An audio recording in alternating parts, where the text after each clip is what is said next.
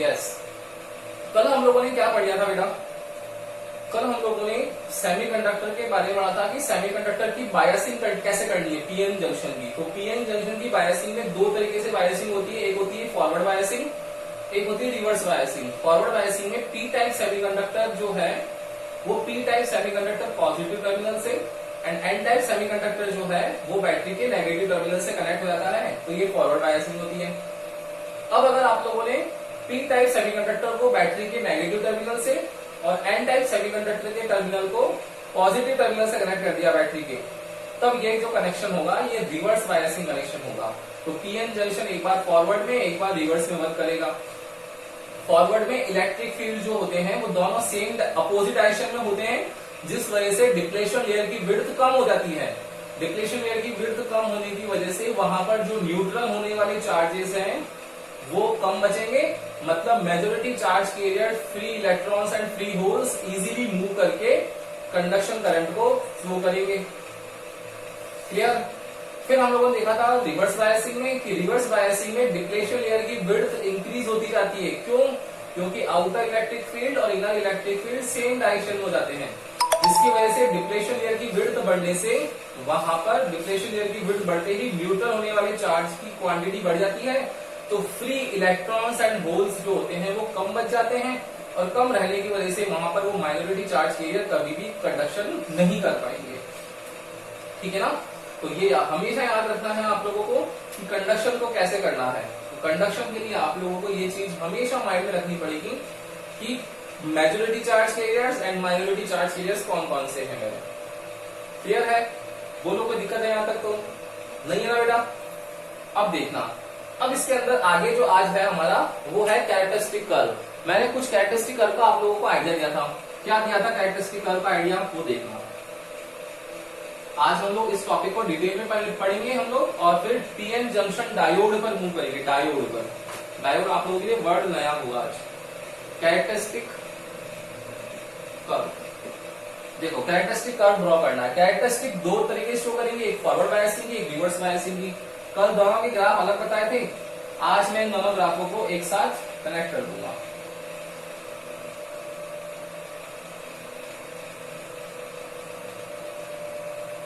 यहां लिखूंगा मैं फॉरवर्ड बायसिंग के लिए आई मिली एम्पियर में, यहां मेरा होगा रिवर्स बायसिंग, उसके लिए आई होगा मेरा माइक्रो एम्पियर में। यहां मेरा वोल्टेज होगा फॉरवर्ड बायसिंग का प्लस वोल्टेज, यहां मेरा होगा रिवर्स बायसिंग का वोल्टेज माइनस के। ये मेरी हो जाएगी नंबर लाइन। ठीक है?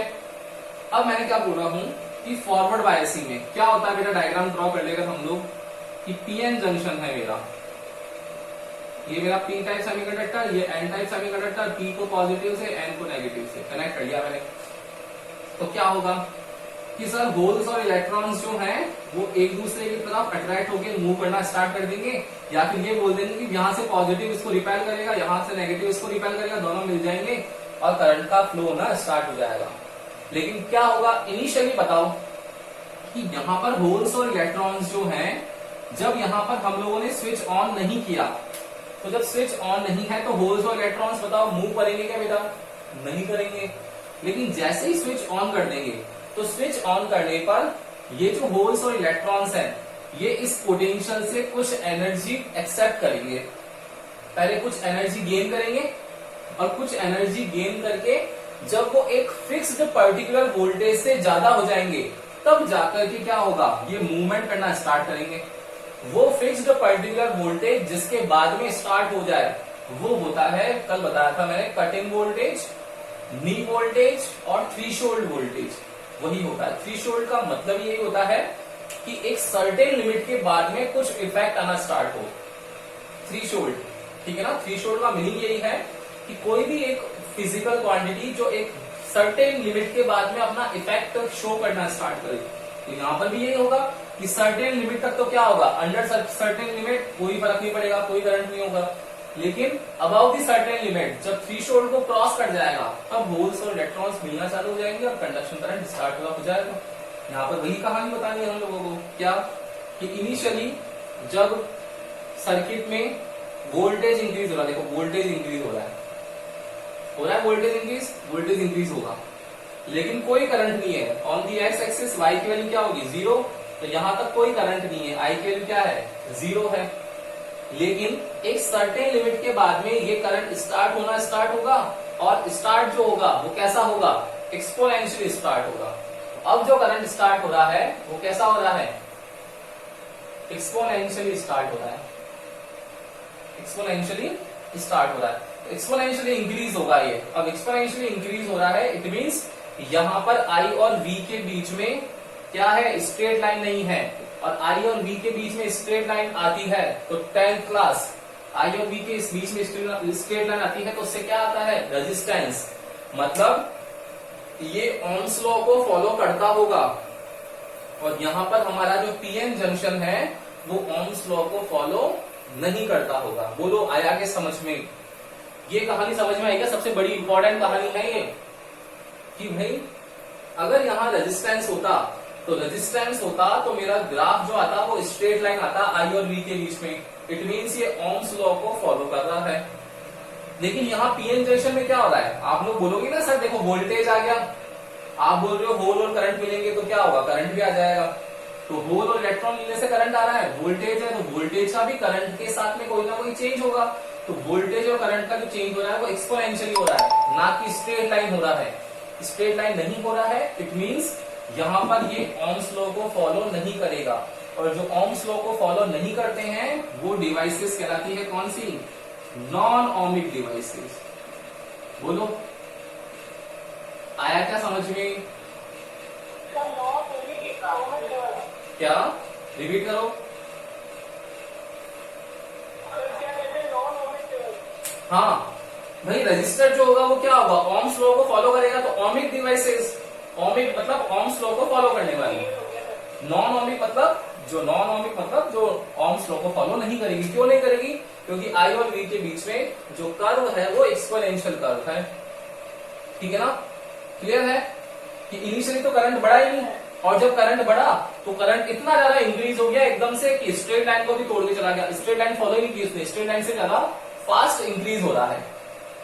ठीक है ना, तो जिस जगह पर ऐसा होता है, जिस वोल्टेज पर, कल बताया था मैंने, इस वोल्टेज को बोलते हैं कौन सा वोल्टेज बेटा, कटिंग वोल्टेज, पहली टर्म। इसको काफी सारी बुक्स में नी वोल्टेज भी लिख रखा है, और काफी सारी बुक्स में इसको थ्रेशोल्ड वोल्टेज भी बोल रखा है। तीनों वोल्टेज बोलते हैं, cutting voltage, knee voltage and threshold voltage. ठीक है, और ये जो वैल्यू होती है कल बताया था, फॉर द जर्मेनियम के लिए 0.3 volt and for the silicon it will be 0.7 volt. तो जर्मेनियम के लिए 0.3 वोल्ट पर आप लोगों का थ्रेशोल्ड वोल्टेज होगा, एंड सिलिकॉन के लिए 0.7 वोल्ट होगा। इट मींस अगर लेट सपोज ये 10 वोल्ट है तो 10 वोल्ट में से कैसे इंक्रीज होगा, 0.1 होगा, फिर 0.2 होगा, 0.3 होगा, 0.4, 0.5, 0.6, 0.7। अब सिलिकॉन का सेमीकंडक्टर है ये पीएन जंक्शन, अगर सिलिकॉन से बना हुआ है तो क्या होगा बेटा, कि अगर सिलिकॉन का है इट मींस 0.1 to 0.6 तो कोई चेंज ही नहीं होगा इसके अंदर, मतलब होल्स और इलेक्ट्रॉन्स रिकम्बाइन होंगे ही नहीं, रिकॉम्बिनेशन होगा ही नहीं उनके बीच में। लेकिन जैसे ही 0.7 वोल्ट आएगा, अब ये क्या करेंगे, स्टार्ट होंगे तो स्लाइटली करंट इंक्रीज होगा, फिर देन जब पूरे मिल जाएंगे तो एक्सपोनेंशियली करंट इंक्रीज होना चालू हो जाएगा। जिस वोल्टेज पर एक्सपोनेंशियली इंक्रीज होता है उसको बोलते हैं कटिंग वोल्टेज, थ्रेशोल्ड वोल्टेज और नी वोल्टेज। क्लियर है क्या, आ गया समझ, बोलो आ गया ना। तो नॉन ओमिक डिवाइसेस होगी पीएन जंक्शन मेरी। अब देखो बेटा रिवर्स बायस में कैसे वर्क करेगा ये, रिवर्स बायस में क्या करेंगे बेटा, इसको रिवर्स बायस के लिए मुझे इस प्लस माइनस को मैंने क्या कर दिया, अब चेंज कर दिया। मैंने यहां पर लगा दिया माइनस, यहां लगा दिया प्लस, ये माइनस और ये प्लस। ठीक है, अब माइनस प्लस में क्या होने वाला, देखना ध्यान से, कि मैंने पी टाइप सेमीकंडक्टर को जोड़ दिया बैटरी के नेगेटिव टर्मिनल से, एन टाइप सेमीकंडक्टर जोड़ दिया पॉजिटिव टर्मिनल से। तो अब होल और इलेक्ट्रॉन्स एक दूसरे की तरफ अट्रैक्ट होंगे नहीं, किस तरफ अट्रैक्ट होंगे, बैटरी की तरफ। तो होल्स मूव करेंगे towards the negative terminal and electrons move करेंगे towards the positive terminal. It means यहां जो आप लोगों के पास विड्थ ऑफ डिप्लेशन लेयर है ये कॉन्टिन्यूसली क्या होती जाएगी, इंक्रीज होती जाएगी। तो इंक्रीज होती जाएगी तो करंट क्या होगा, जब इलेक्ट्रॉन्स और होल्स जा रहे हैं यहां से तो करंट बहुत कम फ्लो होगा, और जैसे जैसे यहाँ पर ये इसकी डिप्लेशन लेयर की विड्थ बढ़ती जाएगी तो एक टाइम के बाद में ये डिप्लेशन लेयर पीएन जंक्शन का साइज ले लेगी। जिस टाइम पर पीएन जंक्शन का साइज ले लेगी मतलब अब ये पीएन जंक्शन रहा ही नहीं मेरा। पीएन जंक्शन तो कब रहता है कि जब होल्स और इलेक्ट्रॉन्स भी रहें, लेकिन फ्री होल्स और इलेक्ट्रॉन्स बचेंगे नहीं बिल्कुल भी, सारे के सारे यहां चले जाएंगे, तो ये पूरा साइज डिप्लेशन लेयर का ये हो जाएगा, मतलब ये न्यूट्रल हो गया। न्यूट्रल हो गया इट मींस ये शॉर्ट सर्किट हो गया, और शॉर्ट सर्किट में करंट जो फ्लो होता है वो हमेशा मैक्सिमम होता है। आप लोगों ने देखा होगा ना कि एकदम से करंट आया था हम लोगों को, शॉर्ट सर्किट हो जाता है स्पार्किंग होकर के, इसका मतलब क्या है, मैक्सिमम करंट आ गया उस डिवाइस के अंदर। तो शॉर्ट सर्किट मतलब मैक्सिमम करंट का फ्लो होना स्टार्ट हो जाएगा, उस टाइम पर ये ब्रेक हो जाएगा और ब्रेक होकर के ये टूट जाएगा। ठीक है, कैसे होगा उस जगह वो देखना है आपको। देखो तो इस पॉइंट पर क्या होगा मेरा, इस पॉइंट पर स्लाइडली देखो करंट जो है वो इंक्रीज होगा, तो ऑलमोस्ट यहाँ पर ये जो लाइन है वो ऐसे पास पास पास पास जाएगी ऑन दी एक्स एक्सिस। हल्का हल्का करंट इंक्रीज हो रहा है, देखो हल्का करंट इंक्रीज हो रहा है, और एक लिमिट आ जाएगी, उस लिमिट पर आकर के क्या होगा, ये एकदम से एक्सटेंड हो जाएगा। ये देखो एकदम से एक्सटेंड हो गया। तो जिस पॉइंट पर ये एकदम से एक्सटेंड होता है उसको बोलते हैं हम लोग कौन सा वोल्टेज, उसको बोलते हैं break down voltage. Break down का मतलब क्या है कि अब हमारा सिस्टम खराब हो गया, सारा का सारा उसने ब्रेक डाउन ले लिया, तो ब्रेक डाउन वोल्टेज, या फिर इसको और दूसरा नाम होता है साइंटिस्ट का नाम था जेनर, तो जीनर वोल्टेज बोलते हैं इसको। आया क्या समझ में, ठीक है ना। तो अब डिफाइन इतनी है कट इन वोल्टेज और जीनर वोल्टेज की। कट इन वोल्टेज क्या होगा बेटा, कट इन वोल्टेज होगा क्या कि द वैल्यू ऑफ करंट या फिर the value of voltage on which current will increase exponentially, that certain limit of voltage is known as threshold voltage. ठीक है, यहां ब्रेकडाउन वोल्टेज क्या हो जाएगा, the value of voltage on which depletion layer takes the whole size of PN junction, and on that point current will rapidly increase in the PN junction, then that voltage is known as breakdown voltage। Clear है क्या, बोलो सबको समझ में आ गया ना। ठीक है, तो रिवर्स बायसिंग में करंट मेजर करते हैं माइक्रो एम्पियर में, क्योंकि बहुत कम करंट फ्लो होता है, और जो फॉरवर्ड बायस है उसमें करंट मेजर करते हैं मिली एम्पियर में।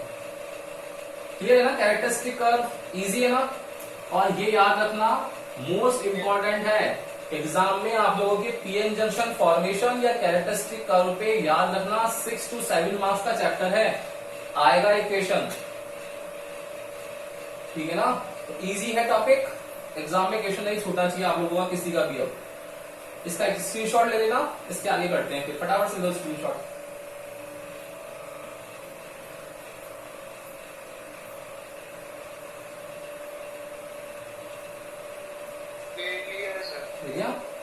अब देखना, अब आज हमारा नया टॉपिक स्टार्ट हो रहा है पीएन जंक्शन डायोड। अभी तक पीएन जंक्शन पढ़ रहे थे, अब उस डायोड के बारे में भी पढ़ेंगे।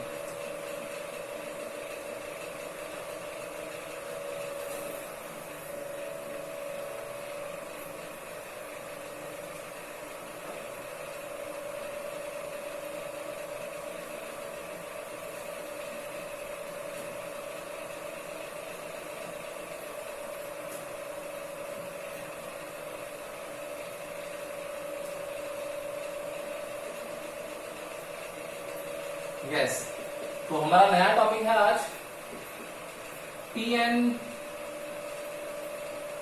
Junction diode. देखो पीएन जंक्शन तो पता ही है आप लोगों को, ये जो डायोड है ना ये वर्ड इलेक्ट्रोड से लिया हुआ है। किससे लिया हुआ है, इलेक्ट्रोड से।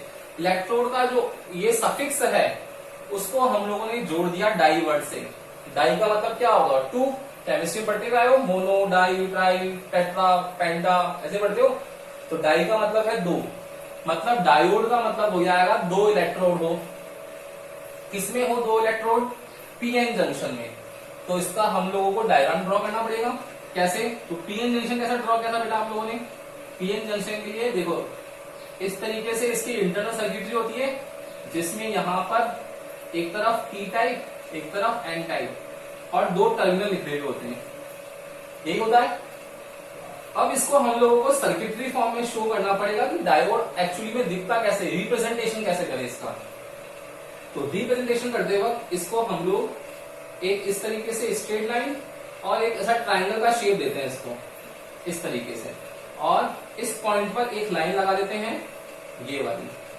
तो इसका जो ये लार्जर पार्ट है वो शो करता है पी टाइप को, और ये जो होता है वो एन टाइप को शो करता है। तो पॉजिटिव बिहेव करता है एज ए पॉजिटिव इलेक्ट्रोड, मतलब एनोड की जैसे, और एन जो है बिहेव करता है एज ए नेगेटिव इलेक्ट्रोड, मतलब कैथोड की जैसे। तो यहाँ पर पॉजिटिव मतलब पी टाइप सेमीकंडक्टर जो है मेरा, वो पी टाइप बिहेव करने लग गया एज ए एनोड, और एन टाइप मेरा करने लग गया एज ए कैथोड। तो एक टर्मिनल बन गया मेरा एक इलेक्ट्रोड का एनोड का, दूसरा बन गया कैथोड, इसलिए इसको बोलने लग गए PN junction as a diode.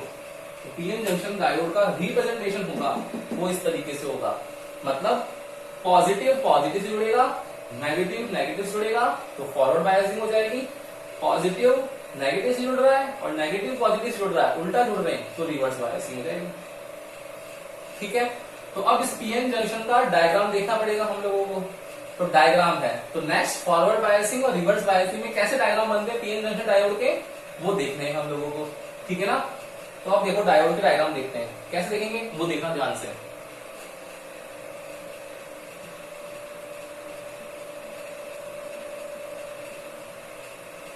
तो डायोड का सर्किट डायग्राम देखना है हम लोगों को।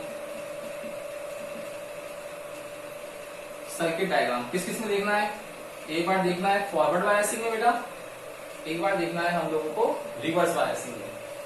अब आप लोगों को याद हो तो 10th क्लास में आप लोगों ने एक ही कंपोनेंट के बारे में पढ़ा था, इलेक्ट्रिक कंपोनेंट रजिस्टर के बारे में, और उसका सर्किट डायग्राम कैसे बनाते थे, बेसिक सर्किट डायग्राम बताओ। एक आप लोग क्या लेते थे, ओम्स लॉ का जो प्रैक्टिकल है 12th क्लास में, वो ऐसा ही तो है। एक आप लोगों के पास बैटरी है, एक स्विच है, स्विच के साथ एमीटर है, सॉरी स्विच के साथ मैंने यहां पर बल्ब लगा दिया, और इस बल्ब के साथ में मैंने एक वेरिएबल रेजिस्टेंस जिसको रियोस्टेट बोलते हैं वो लगा दिया। दूसरे एंड से मैंने एक रजिस्टर लगा दिया, इस रजिस्टर के ऑलवेज पैरेलल में वोल्टमीटर लगता है, फिर एमीटर, और ये मेरा रजिस्टर से जुड़ गया दूसरा। बताओ, यही तो होती है सर्किटरी। ठीक है ना, अब डायोड की बनानी है, तो वो तो क्या था ओमिक डिवाइसेस, ये कैसा है नॉन ओमिक डिवाइसेस। डायोड क्या है, नॉन ओमिक डिवाइसेस है, मैंने बताया था अभी एक्सपोनेंशियली तो इंक्रीज होता है। अब कैसे चेंज करना है वो देखना है आपको। तो एक्सपोनेंशियली चेंज हो रहा है, इस वजह से यहाँ पर डायोड के लिए टर्मिनल पर अभी भी क्या लगेगा, वोल्टेज लगेगा। देखो याद रखना हमेशा, जितने भी इलेक्ट्रिक कंपोनेंट आ जाए, आप लोगों ने आर पढ़ लिया था 10th क्लास में, अब आप लोगों को पढ़ना पड़ेगा, एक पढ़ना पड़ेगा सी कैपेसिटर सेकंड चैप्टर में, एक आएगा आप लोगों का इंडक्टर कॉइल 6th चैप्टर में, और एक आएगा आपका डायोड 14th चैप्टर में। ये डायोड, ठीक है। इन सब में फर्क क्या है, इन सब में रजिस्टर हो चाहे कैपेसिटर हो चाहे इंडक्टर हो चाहे डायोड हो, हमेशा वोल्ट मीटर को पैरेलल में ही कनेक्ट करते हैं। स्टार लाइन है, माइंड में फिट कर लो, रट लो उसको, क्या कि वोल्ट मीटर जो होता है वो ऑलवेज रजिस्टर हो चाहे कैपेसिटर हो चाहे इंडक्टर हो चाहे डायोड हो, ऑलवेज पैरेलल में ही कनेक्ट होगा।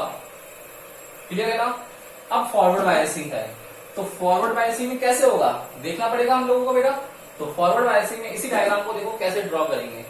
देखना मैंने क्या कर लिया फॉरवर्ड बायसिंग के लिए, सबसे पहले मेरा पीएन जंक्शन डायोड बनाया। ये पीएन जंक्शन डायोड है, इस पीएन जंक्शन डायोड के टर्मिनल्स पे क्या लगेगा, वोल्ट मीटर लगेगा पैरेलल में, ये मैंने वोल्ट मीटर लगा दिया। ठीक है, अब आप लोग बोलोगे कि सर रियोस्टेट से कनेक्ट करो उसको, क्यों, करंट को कंट्रोल करना है, मैंने रियोस्टेट लगा दिया इधर, ये रियोस्टेट लगा दिया। अब आप लोग बोलोगे कि सर एक एमीटर भी लगाओ, तो यहाँ पर मिली एम्पियर होता है फॉरवर्ड बायस में, मैंने एक मिली एमीटर लगा दिया। आप लोग बोलोगे सर बैटरी ऑपरेट करना है, तो देखो पी को जोड़ दिया मैंने किससे, पी से, एन को जोड़ूंगा किससे, एन से। और एक स्विच लगा दिया। तो ये देखो मेरा फॉरवर्ड बायसिंग का डायग्राम होगा नहीं हुआ? बोलो, समझ में आई क्या कहानी? आ गया ना? सर्किट डायग्राम समझ में आ गया? देखो, फिर कनेक्शन सिखाए थे मैंने आप लोगों को फर्स्ट चैप्टर में। कनेक्शन कैसे करते हैं बेटा? पॉजिटिव को पॉजिटिव से एंड नेगेटिव को नेगेटिव से। देखना, ये पॉजिटिव फॉरवर्ड बायस के पॉजिटिव से, ये नेगेटिव फॉरवर्ड बायस के नेगेटिव से। रियोस्टेट और स्विच का प्लस माइनस नहीं होगा। अब कौन सा बच गया? एमीटर और वोल्ट मीटर। देखना, एमीटर वोल्ट मीटर करना है तो जिसका करना है उसको रख लो और बैटरी के रिस्पेक्ट में कर लो, बाकी सब हाइड कर लो। मैंने छुपा लिया। देखो, वोल्ट मीटर का प्लस प्लस से, वोल्ट मीटर का माइनस माइनस से, एमीटर का माइनस माइनस से, वोल्ट मीटर का प्लस प्लस से। हो गया ना? देखो, कनेक्शन प्रॉपर है अपना। और स्विच का और रियोस्टेट का कोई पॉजिटिव नेगेटिव नहीं होगा। स्विच हुआ, रियोस्टेट हुआ, रजिस्टर हुआ, इनका प्लस माइनस नहीं होगा। सर्किट में इनको कैसे भी कनेक्ट कर लो, जैसी इच्छा है वैसे। आया क्या समझ? Forward biasing diagram. अब है रिवर्स बायसिंग का डायग्राम। क्या होगा? डायोड वैसा ही बनेगा अभी भी। ये मेरा पीएन जंक्शन डायोड बना दिया मैंने, ये पी और एन। इसके टर्मिनल्स पे क्या लगाना पड़ेगा मुझे बताओ? Volt meter. ये लगा दिया मैंने वोल्ट मीटर, ये वोल्ट मीटर लग गया। क्या करना पड़ेगा? सर्किट में करंट को कंट्रोल करना है, तो सर्किट में करंट को कंट्रोल करने के लिए एक रियोस्टेट लगा देंगे। फिर यहां पर करंट होता है माइक्रो एम्पियर का, तो माइक्रो एम्पियर लगा दिया। फिर यहां पर अब बैटरी लगानी है, तो रिवर्स बायस है तो पॉजिटिव जुड़ जाएगा नेगेटिव से और नेगेटिव जुड़ जाएगा पॉजिटिव से। और एक स्विच लगा देंगे और स्विच लगा करके सर्किट कंप्लीट कर लेंगे। ये सर्किट कंप्लीट कर लिया। स्विच है, ये वोल्टेज है। अब फिर प्लस माइनस लगाना है। देखो, माइनस कनेक्ट होगा किससे? माइनस से। प्लस कनेक्ट होगा किससे? प्लस से। प्लस कनेक्ट हो रहा है प्लस से, माइनस कनेक्ट हो रहा है माइनस से। बट पीएन जंक्शन डायोड जो है मेरा अभी भी रिवर्स बायस में ही है। आया क्या समझ? बोलो, दोनों सर्किट डायग्राम क्लियर है ना सबको? कोई भी दिक्कत तो बोलना बेटा। गाड़ी पकड़ में आ गई ना कि डायोड की गाड़ी कैसे पकड़नी है? सर्किट डायग्राम से। फॉरवर्ड बायस और रिवर्स बायस, कैरेक्टरिस्टिक कर्व और पीएन जंक्शन का इंटरनल सर्किट जो है वो पीएन जंक्शन में पी होल और एन इलेक्ट्रॉन को मिलकर के समझाना है आपको। ठीक है? पीएन जंक्शन डायोड क्लियर हो गया। अब अपने पास नया टॉपिक जो है आज का वो है रेक्टिफायर। रेक्टिफायर क्या है वो देखते हैं एक बार।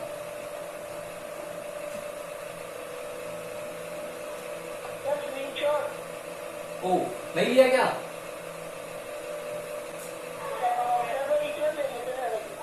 चलो ले लो वापस बना लेता हूं।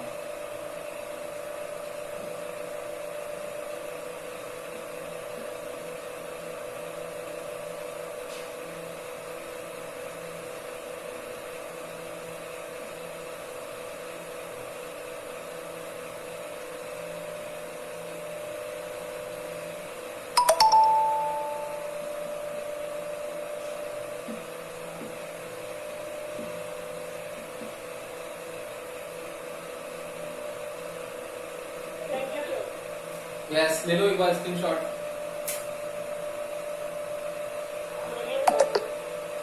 ले लिया?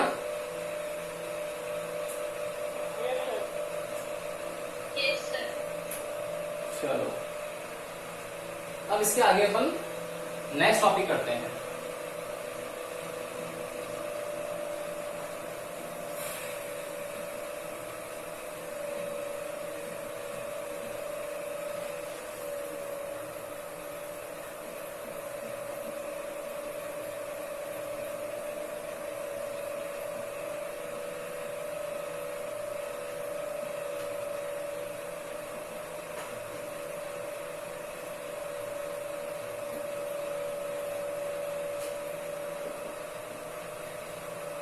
नेक्स्ट टॉपिक है इसमें हमारा रेक्टिफायर।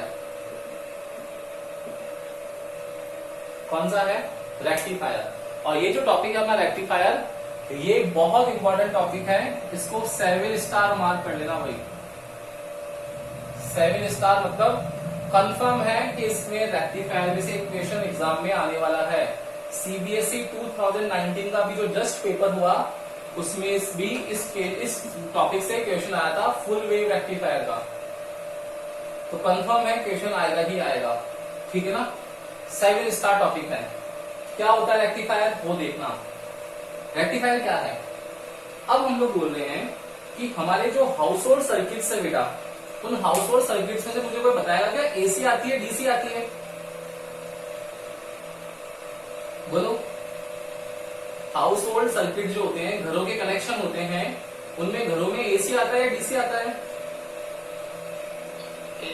एसी आता है। 10th क्लास में पढ़िया था आप लोगों ने, एसी आता है। Phase wire, neutral wire red और ब्लैक कलर के होते हैं, है ना। डीसी नहीं आ सकता। तो पहले आप लोगों को नोट सीखना है। नोट में क्या सीखना है कि भाई एसी और डीसी क्या होता है, पहले वो तो देखो। तो एसी मैंने बना दिया अल्टरनेटिंग करंट, एक तरफ बना दिया मैंने डीसी डायरेक्ट करंट। तो अल्टरनेटिंग है तो क्या होगा, अल्टरनेट आएगा। तो अल्टरनेटिंग करंट की जो वेव होती है वो वेव इस अकॉर्डिंग होती है, ये वाली। ये अल्टरनेटिंग करंट है हमारा। अल्टरनेटिंग करंट कौन सा होता है?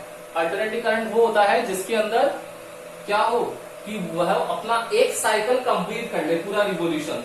जैसे अल्टरनेटिंग है तो एक इस पॉइंट से स्टार्ट हुआ, इस पॉइंट से स्टार्ट होकर के पूरा इस सर्किट में क्या हो, कंप्लीट 1 रिवोल्यूशन कर ले। और कंप्लीट 1 रिवोल्यूशन करने में टाइम कितना लगता है? 11th class. Total time period के इक्वल। एंड एंगल कितना ड्रॉ होता है? पूरा एंगल ड्रॉ होता है। तो कौन सा एंगल ड्रॉ होता है? 360, जिसको रीडिंग लिखते हैं कितना? 2 पाई। इट मीन्स कंप्लीट रिवोल्यूशन होगा। देखो यहां से यहां तक। अब यहाँ पे आगे साइकिल स्टार्ट होगी, देखो। तो ये वापस ऐसे स्टार्ट होगी क्या बेटा? मैं यहाँ पे एक लाइन खींच दूं तो वापस यही कहीं स्टार्ट हो गया मेरा, हो गया ना।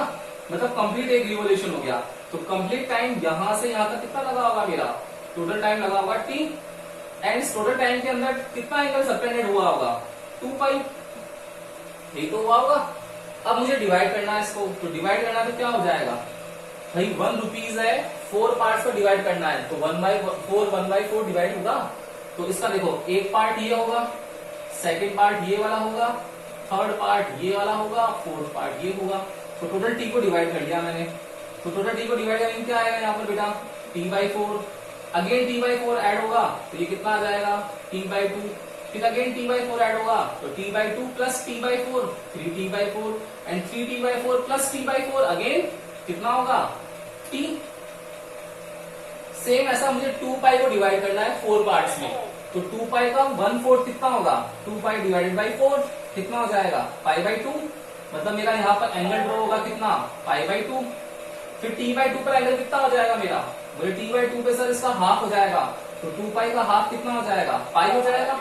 यहाँ पाई।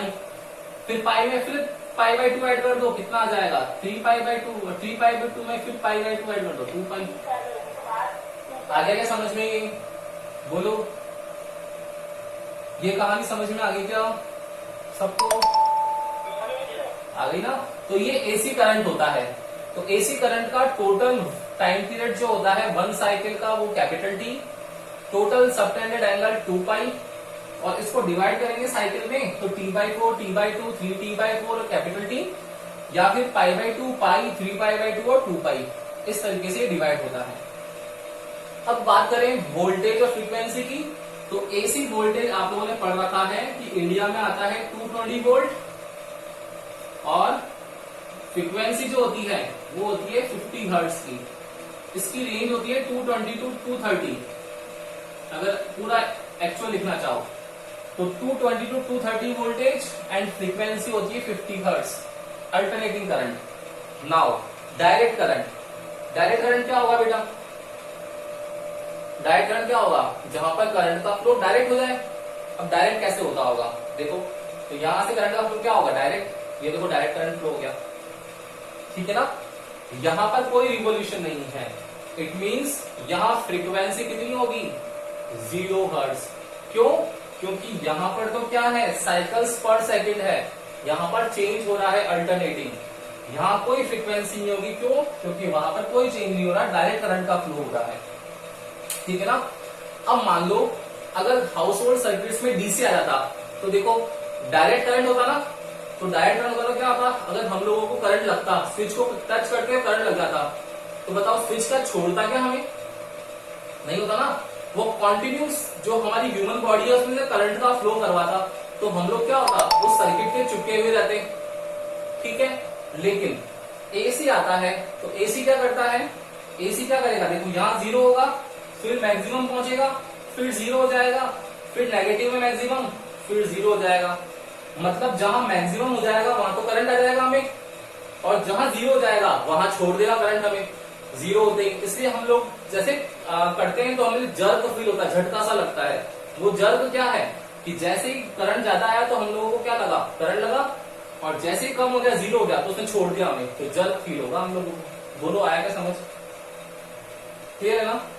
इसलिए हाउस होल्ड सर्किट्स में से एसी बेटर होता है, लेकिन हाउस होल्ड सर्किट में होता है, लेकिन देखना जितने भी इलेक्ट्रिक डिवाइसेस होते हैं उनमें डीसी करंट बेटर होता है। क्यों होता है डीसी करंट, क्योंकि वहां पर डायरेक्ट करंट फ्लो होता है। पता पड़ा आप लोगों का, वोल्ट मीटर है, वोल्ट मीटर रीडिंग देना स्टार्ट किया तो वोल्ट मीटर एक बार टच कर रहे हो तब तो दे रहा है 3 वोल्ट, और दूसरी बार टच किया तो दे रहा है 0 वोल्ट, जबकि एक्चुअली में 3 वोल्ट आ रहा है, यही तो होगा।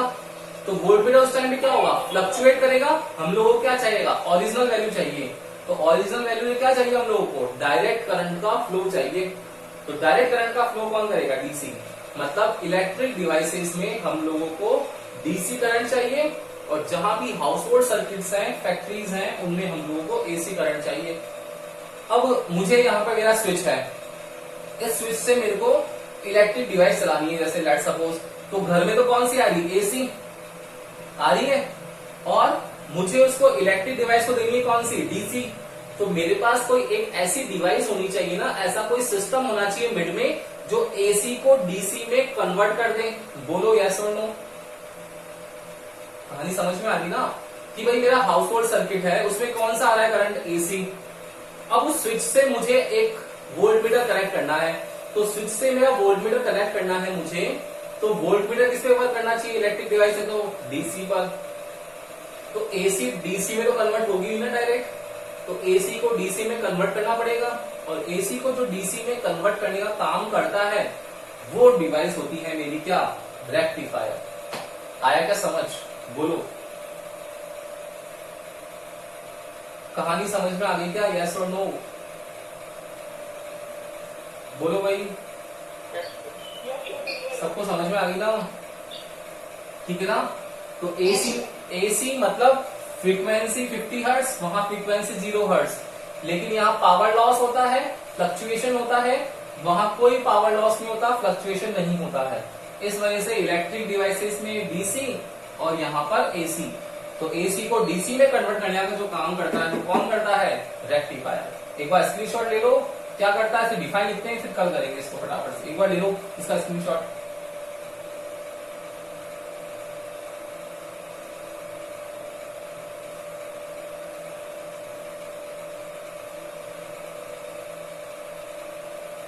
आगे क्या समझ, ले लिया स्क्रीनशॉट, चलो।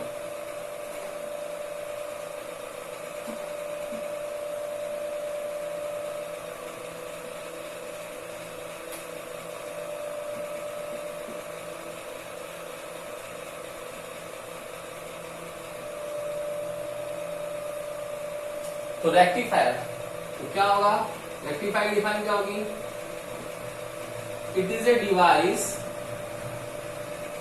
which convert AC into DC. It is a device which convert AC into DC, alternating current into direct current. मतलब मैंने यहां पर अगर अल्टरनेटिंग करंट लगा दिया, ये प्लस हाफ ये माइनस हाफ, तो एक यहां पर बीच में ऐसी डिवाइस लगा दी मैंने जिसका नाम लिख दिया मैंने रेक्टिफायर, ठीक है। तो ये जो रेक्टिफायर लगा दिया मैंने, ये रेक्टिफायर मेरा इस एसी को किस में कन्वर्ट कर देगा, बताओ, डीसी में कन्वर्ट कर देगा। तो ये मेरा इस एसी को इसने डीसी में कन्वर्ट कर दिया। तो जो एसी को डीसी में कन्वर्ट करने का काम करा है वो किससे करा है, रेक्टिफायर से। और ये जो पूरा प्रोसेस है, ये मेरा पूरा प्रोसेस कहलाता है क्या, रेक्टिफिकेशन।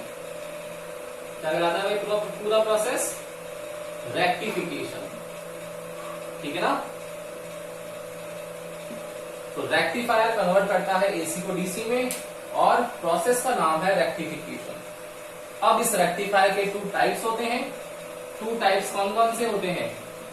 एक होता है इसका HWR जिसको बोलते हैं हाफ वेव रेक्टिफायर। एक होता है हमारा FWR जिसको बोलते हैं फुल वेव रेक्टिफायर।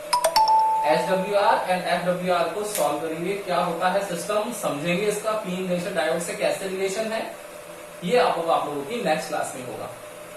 ठीक है, तो ध्यान रखना जो आज हम लोगों ने पढ़ा उसको एक बार पढ़ना, YouTube पे वीडियो वापस देखना है आप लोगों को, और जो डाउट आए वो कल क्लास में पूछना है। ओके, गुड डे, कल मिलते हैं। ठीक है।